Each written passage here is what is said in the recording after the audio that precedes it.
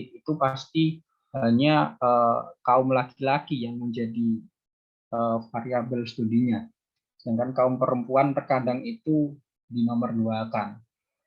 Nah, ekofeminisme ini mencoba untuk menggali itu semua agar perempuan juga berperan dalam melestarikan lingkungan, karena memang dampak dari konflik-konflik yang terjadi dewasa ini itu adalah perempuan dan anak-anak menjadi kaum yang terbebani paling berat begitu. Dan mungkin itu saja ya pengantar dari saya, dan saya langsung saja ke pembicara, Mbak Dila Farhani. Jadi Dila Farhani ini dia aktif selain di Kader Hijau Muhammadiyah Komite Yogyakarta, aktif juga sekarang aktif di IMM, Ikatan Mahasiswa Muhammadiyah Daerah Istimewa Yogyakarta, DPD IMM DIY, bidang Kabid Imawati, ketua bidang Imawati. Lalu kemudian juga aktif di Perempuan Berkisah, dan sekarang menjadi internship di divisi advokasi Rifka Anissa. Keren banget ya teman-teman. Jadi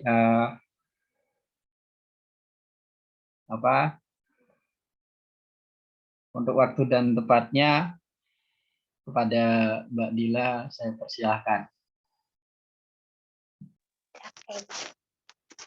Oke, selamat sore kawan-kawan semuanya.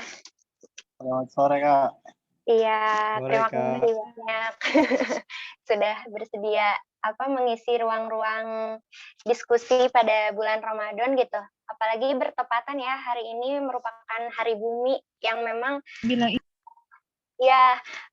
sangat pas sekali momennya ketika kita membahas tentang ekologi gitu ya, secara khusus tentang lingkungan gitu. Nah, teman-teman semua, sebelumnya ya tadi sudah diperkenalkan kurang lebihnya oleh Bang Abi gitu.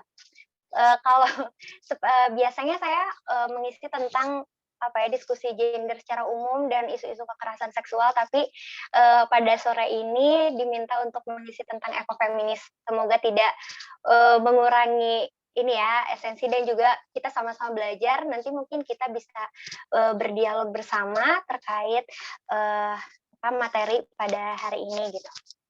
Nah, teman-teman semua gitu, kalau kita berbicara ekofeminis tentu ini sampai hari ini pembahasan tentang ekofeminis itu masih pro dan kontra gitu, karena banyak sekali yang membahas bahwa teori ekofeminis itu tidak dibutuhkan dalam pembahasan ekologi secara umum gitu ya, karena kalau semisal banyak sekali tokoh-tokoh feminis gitu yang kemudian mencanangkan ekofeminis, bahwasannya ketika perempuan dalam paradigma gender merupakan kelompok minoritas gitu, kelompok yang distereotipkan gitu. Begitu pula dengan sekarang kondisi bumi yang memang semakin hari dieksploitasi gitu oleh siapa? Tentunya oleh korporat-korporat gitu, yang kemudian secara leluasa mengeruk sumber daya alam yang ada di bumi ini gitu ya. Nah, makanya konsep ekofeminis ini sebagai disiplin ilmu yang kemudian tentunya harus dilandasi dengan kalau menurutku dia sebagai kajian secara filosofis ya, di mana kita mengibaratkan bumi ini sebagai seorang ibu gitu. Bahwa ibu itu secara gender atau secara jenis kelamin dia merupakan seorang perempuan. Nah, makanya banyak sekali keterkaitan antara perempuan dan bumi itu sendiri gitu. Apalagi kalau semisal kita melihat pembagian tugas atau pembagian bagian dari gender itu sendiri gitu, bahwa perempuan itu distigmakan dia berada dalam lingkungan domestik gitu, seperti halnya menyiapkan makanan, menyiapkan kebutuhan rumah seperti itu kan tentu akan berkaitan dengan kondisi lingkungan juga gitu. Ketika kondisi lingkungan tercemar, tentu pasokan makanan yang dihasilkan dari sayuran ataupun dari tanaman-tanaman lainnya itu tentu akan menyulitkan perempuan untuk menghasilkan makanan ataupun mengolah makanan gitu. Jadi kurang lebih seperti itu ya, kenapa sampai hari ini kita masih harus membahas terkait ekofeminis seperti itu. Nah, kalau di ekofeminis sendiri sebenarnya kan dia muncul atau dinarasikan pada tahun 1970 ya, teman-teman, kurang lebih 1970 sampai 1980 gitu.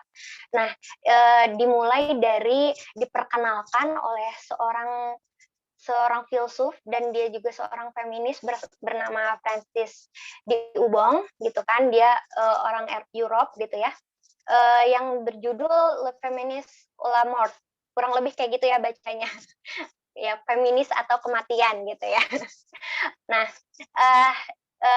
teoris tersebut gitu dimulai diterbitkan pada tahun 74 gitu. Dalam buku ini juga disebutkan bahwasanya banyak sekali ternyata perempuan itu berdampingan atau berhubungan atau berkaitan dengan persoalan ekologis kayak gitu.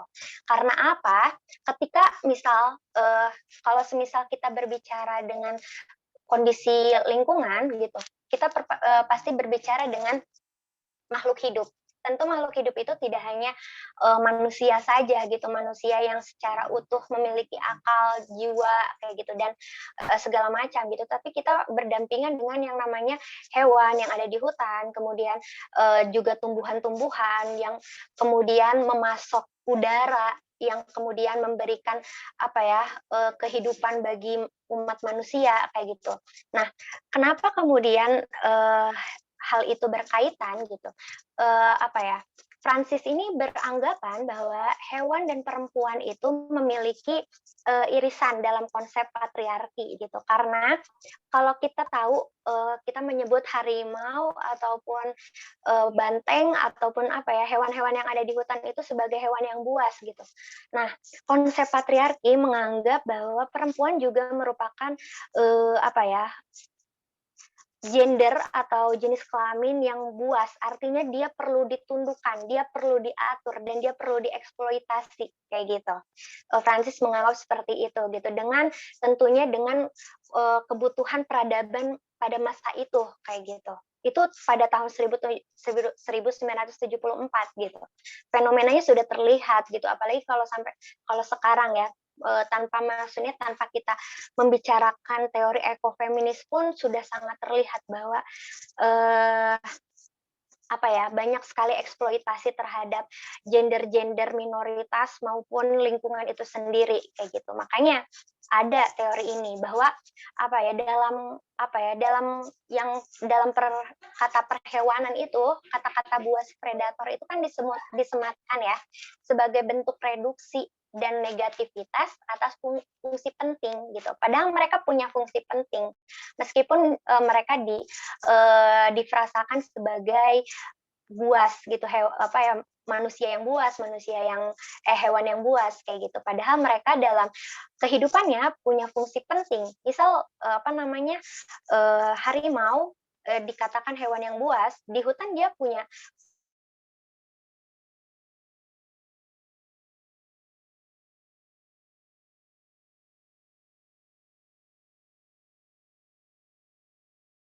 makhluk yang binal misalnya, makhluk yang memang liar gitu, padahal mereka punya fungsi yang penting juga di lingkungannya gitu, sebagai penyedia makanan, pemasok makanan, kemudian yang menghidupi kehidupan, kayak memberikan kehidupan, terus memberikan kelahiran baru bagi manusia-manusia baru kayak gitu kan. Nah, sebenarnya sensitivitas linguistik ini juga bisa dibentuk Karena kan itu bahasa manusia ya, bahasa manusia. Artinya bahasa manusia itu dibentuk berdasarkan pola-pola kekuasaan yang top down dan hierarkis gitu. Seperti halnya sejarah gitu. Sejarah kan ditulis gitu. Oleh karena itu banyak sekali cerita-cerita atau sejarah-sejarah tentang perempuan yang bukan ditulis oleh perspektif perempuan, sehingga banyak sekali selewengkan seperti itu. Artinya bukan cerita perempuan sebenarnya seperti itu. Begitu pula dengan kondisi lingkungan. Artinya ketika misal hutan ataupun apa namanya hewan-hewan yang ada di hutan disebutkan mereka perlu diburu atau perlu dibawa ke kota untuk dijadikan pajangan di kebun binatang misalnya sebagai bentuk edukasi, padahal mereka di lingkungannya mereka punya peran penting seperti itu.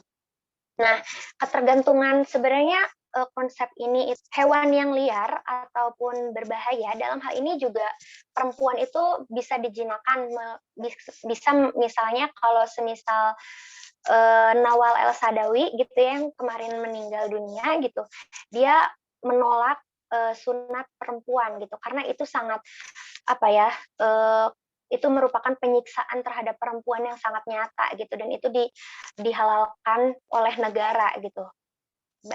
Dan kalau kita analogikan dengan bumi juga itu sama aja gitu. Ketika misal banyak korporasi-korporasi yang kemudian melakukan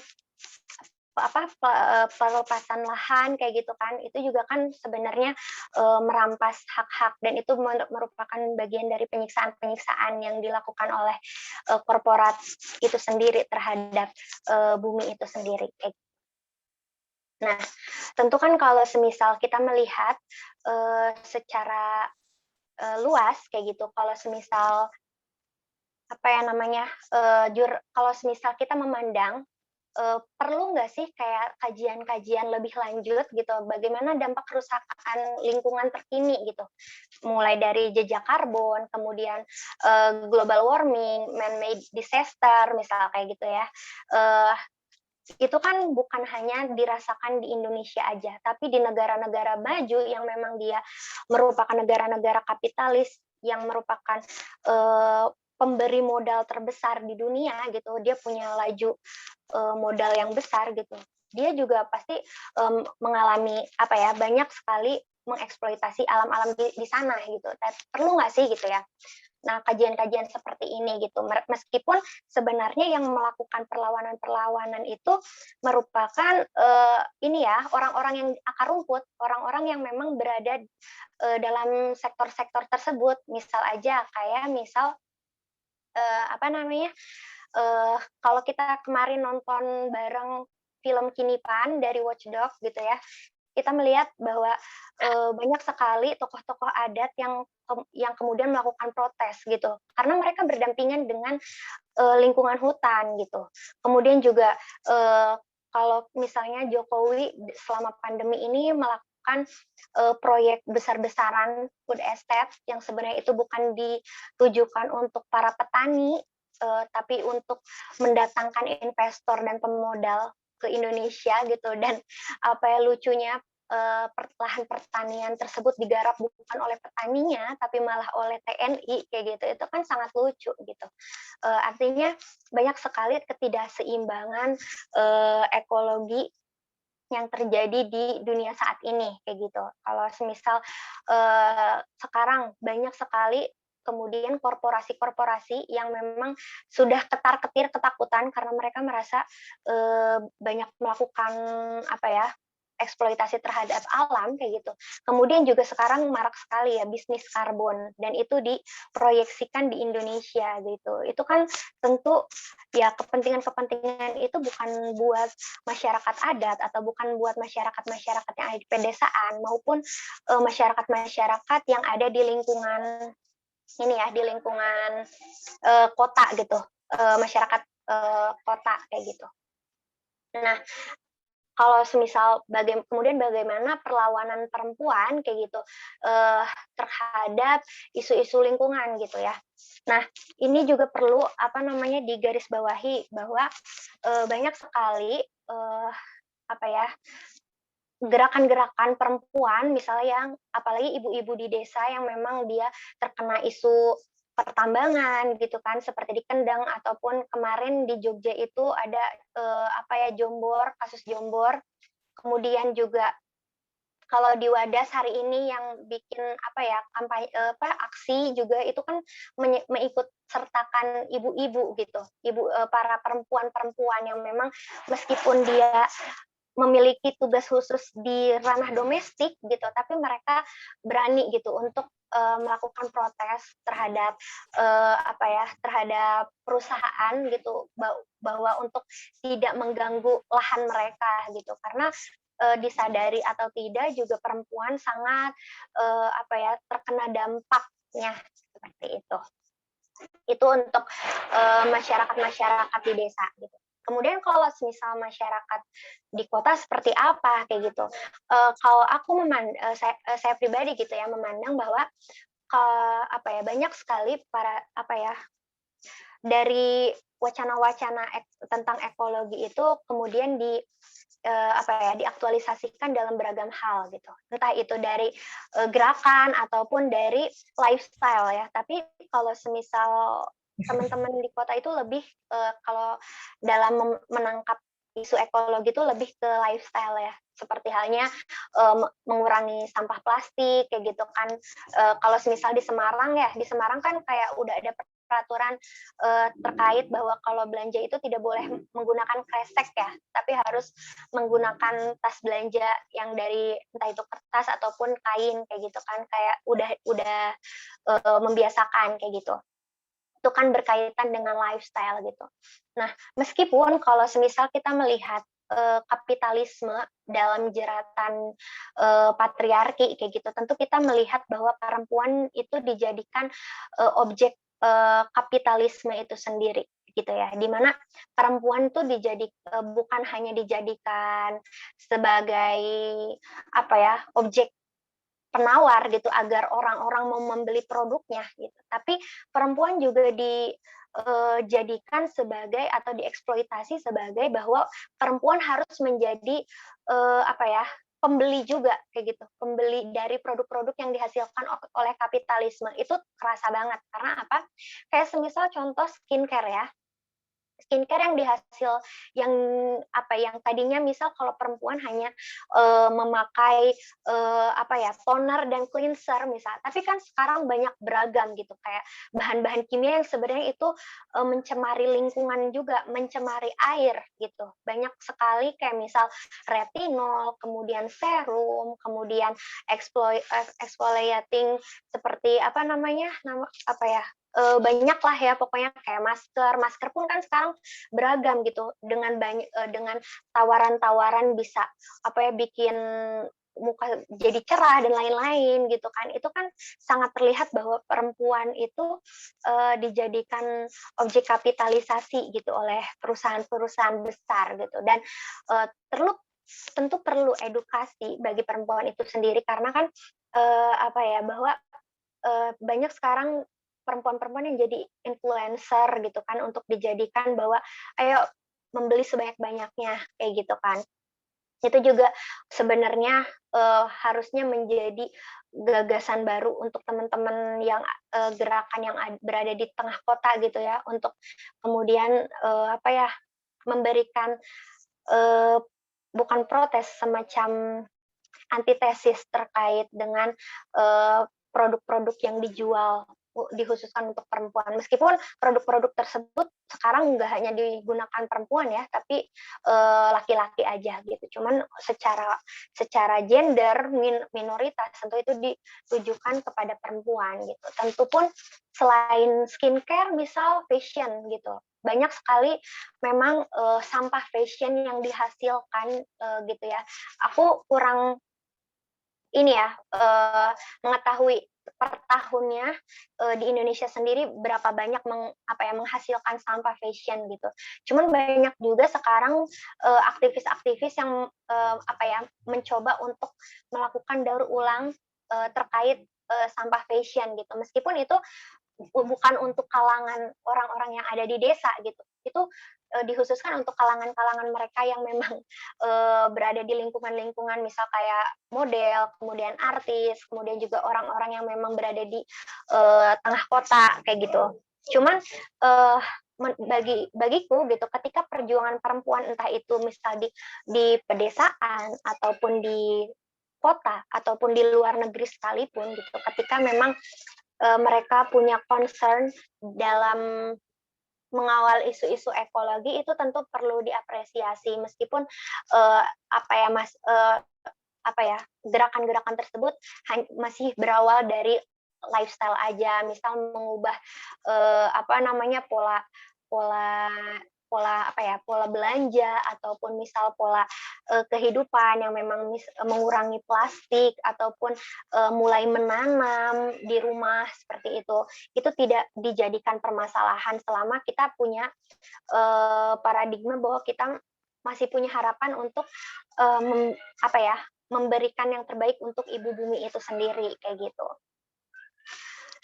Ya, kurang lebih aku tidak terlalu menceritakan soal sejarah ekofeminis ataupun latar belakang ekofeminis, tapi lebih lebih kurangnya ini aja ya. Karena kalau semisal ini teman-teman saya yakin udah banyak ya belajar tentang teori feminis secara khusus gitu. Apalagi kalau misal kita lihat teorinya Vandana Shiva, dia tidak sepakat bahwa patriarki itu hanya menempatkan perempuan saja, tapi laki-laki juga dirugikan gitu. Itu sangat sepakat gitu bahwa tapi itu bukan berarti perempuan tetap malah jadi diabaikan, tidak. Akan tetapi kita melihat bagaimana bahwa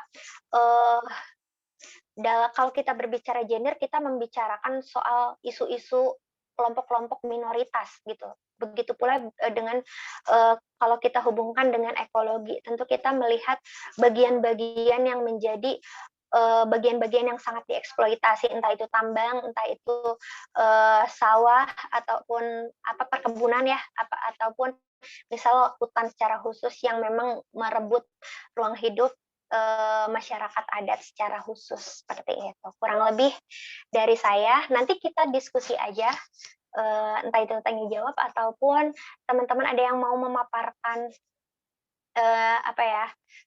tentang ekofeminis seperti itu. Kurang lebih. Terima kasih. Oke, baik. Terima kasih kepada Mbak Dila yang telah memaparkan materi yang sangat menarik sekali ya.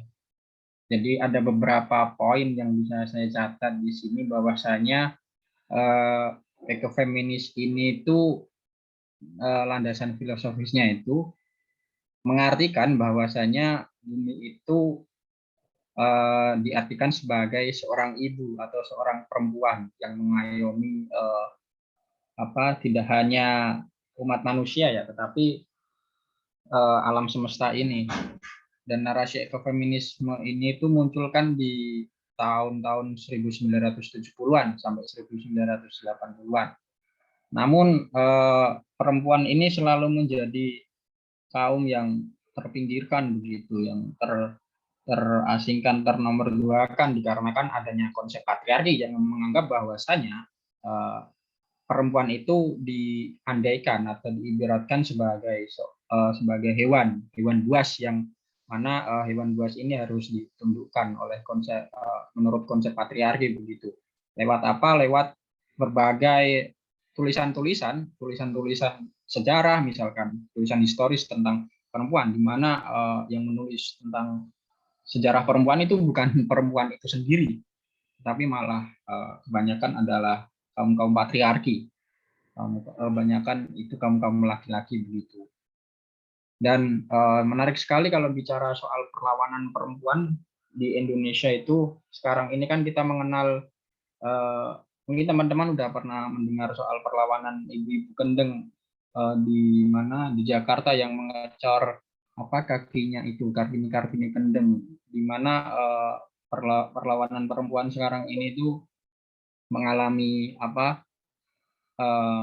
istilahnya itu mengalami peningkatan begitulah. Maksudnya perempuan itu tidak menjadi objek sekarang. Jadi perempuan sekarang itu menjadi sebuah subjek perlawanan, di mana mereka yang menggerakkan juga perlawanan-perlawanan ini, perlawanan-perlawanan itu. Seperti juga di Wadas Purworejo, di mana di Wadas kan itu warga sana itu kan menolak adanya penambangan kueri, penambangan batuan andesit di Desa Wadas, dan perempuan di sana juga membuat sebuah gerakan yang dan wadah untuk gerakan perempuan di sana bernama Wadan Wadas. Dan Wadan Wadas ini sudah beberapa kali melakukan gerakan, diantaranya melakukan audiensi ke Kapolres, kemudian melakukan audiensi ke BBWS. Kemarin juga waktu di Jogja itu, di audiensi ke BBWS di hari Kamis itu, juga melakukan aksi Kamisan di Tugu.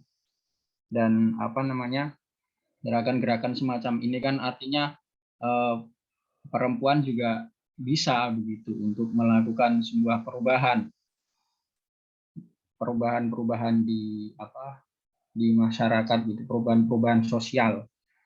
Oke, baik, mungkin dari teman-teman ada yang mau menanggapi begitu, silakan bisa menuliskannya di kolom chat, atau kalau tidak bisa raise hand. Nah, ini ada satu tanggapan dari Bang Hilmi ini. Saya bacakan ya.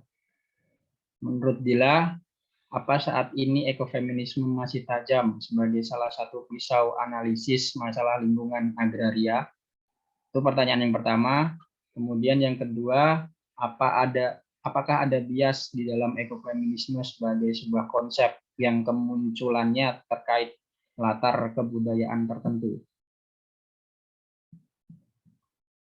Ya, monggo silahkan kepada Mbak Dila. Mungkin bisa ditampung dulu nggak? Oh ya, oke, siap-siap. Oke, ditampung dulu ya. Ada pertanyaan lagi nggak teman-teman? Atau tanggapan begitu? Monggo silakan. Oh iya, kepada Mas Ilham Saputra, saya persilahkan. Baiklah, terima kasih atas kesempatan yang telah diberikan. Mungkin perkenalan dulu deh. Perkenalkan, saya Ilham Saputra dari IMM Fakultas Syariah dan Hukum UIN Al-Azhar Makassar. Menarik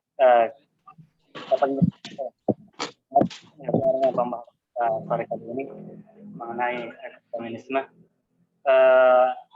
Saya tertarik sedikit dengan yang dipaparkan oleh Kakanda pemateri, mengatakan bahwa perempuan itu sekarang diibaratkan hewan buas yang harus dijinakkan. Begini, saya sedikit pernah betul membaca perkataannya Engels mengatakan bahwa perempuan itu mungkin ibaratkan terpinggirkan pertama kali itu karena adanya budaya menetap untuk bercocok tanam begitu, sehingga dengan sendirinya perempuan yang memiliki peran untuk atau memiliki peran untuk melahirkan dan peran untuk di rumah, dengan otomatis dia memiliki waktu yang terbatas untuk tinggal di ladang, ada di perladangan seperti itu, yang bagaimana sehingga terbatas dia aksesnya untuk membantu laki-laki atau suaminya misalkan untuk tetap tinggal di tempat tersebut, sehingga peran laki-laki di sini dia kayak mengambil alih seluruh kekuasaan di situ. Sehingga pertanyaan saya, kira-kira